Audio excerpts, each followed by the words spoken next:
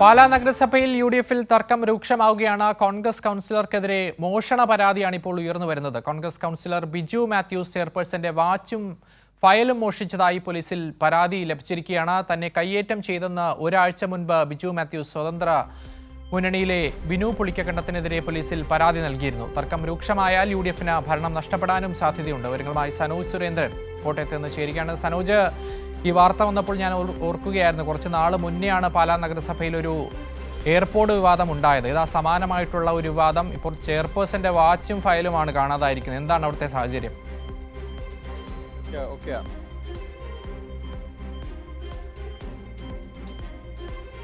തന്നെയാണ് ഇപ്പോൾ മറ്റു വാർത്തകളുടെ താരമായി മാറുന്നത് എന്നതാണ് ഏറ്റവും പ്രധാനപ്പെട്ട കാര്യം. എന്തായാലും സ്വതന്ത്ര പിന്തുണയോടുകൂടി പാലാ നഗരസഭ പിടിച്ച യു.ഡി.എഫിന് ഈ ഭരണം മുന്നോട്ട് കൊണ്ടുപോകാൻ കഴിയത്തില്ലാത്ത വിധം സ്വതന്ത്രർ 3 പേർ കൂടി തലവേദന സൃഷ്ടിക്കുകയാണ്. അതിന്റെ തുടർ ചലനങ്ങളാണ് ഇപ്പോൾ പാലാ നഗരസഭയിൽ കണ്ടുകൊണ്ടിരിക്കുന്നത്. നേരത്തെ ബിനു പുളിക്കക്കണ്ടം തന്നെ മർദ്ദിച്ചു, കയ്യേറ്റം ചെയ്തു എന്ന് ചൂണ്ടിക്കാണിച്ചുകൊണ്ട് കോൺഗ്രസ് അംഗവും യു.ഡി.എഫിലെ അംഗവുമായിട്ടുള്ള ബിജു മാത്യു, അദ്ദേഹം പാലാ ടൗണിലെ കൗൺസിലറാണ്. അദ്ദേഹം പോലീസിൽ പരാതി നൽകുന്ന സാഹചര്യമുണ്ടായി. ഒരു ഓട്ടോറിക്ഷ സ്റ്റാൻഡുമായി ബന്ധപ്പെട്ടുകൊണ്ടുള്ള മാറ്റത്തെ തുടർന്നുള്ള തർക്കമാണ് ഈ പരാതിയിലേക്ക്, ഒപ്പം തന്നെ കയ്യേറ്റം എന്ന ആരോപണത്തിലേക്കും കലാശിച്ചത്.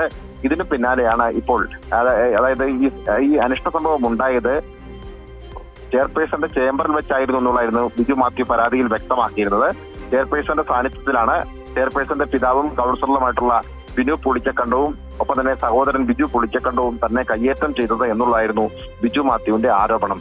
ഇതിന് പിന്നാലെയാണ് ഇപ്പോൾ ബിജു മാത്യുവിനെതിരെ ചെയർപേഴ്സൺ മറ്റൊരു പരാതി പോലീസിന് നൽകിയിരിക്കുന്നത്. നേരത്തെ കയ്യേറ്റ ശ്രമം ചൂണ്ടിക്കാണിച്ചുകൊണ്ട് ബിജു മാത്യു പോലീസിൽ ഒരാഴ്ച മുമ്പ് പരാതി നൽകിയിരുന്നു. ഇതിന് പിന്നാലെയാണ് ഇപ്പോൾ ചെയർപേഴ്സൺ ബിജു മാത്യുവിനെതിരെ പരാതി നൽകിയിരിക്കുന്നത്. തന്റെ വാച്ചും മൊബൈൽ ഫോണും മോഷ്ടിച്ചു എന്ന തരത്തിലാണ് ഈ ചെയർപേഴ്സന്റെ പരാതി ഉണ്ടായിട്ടുള്ളത്. എന്തായാലും യു.ഡി.എഫിനുള്ളിലെ കലഹം പാലാ നഗരസഭയിൽ മൂർച്ഛിക്കുകയാണ്.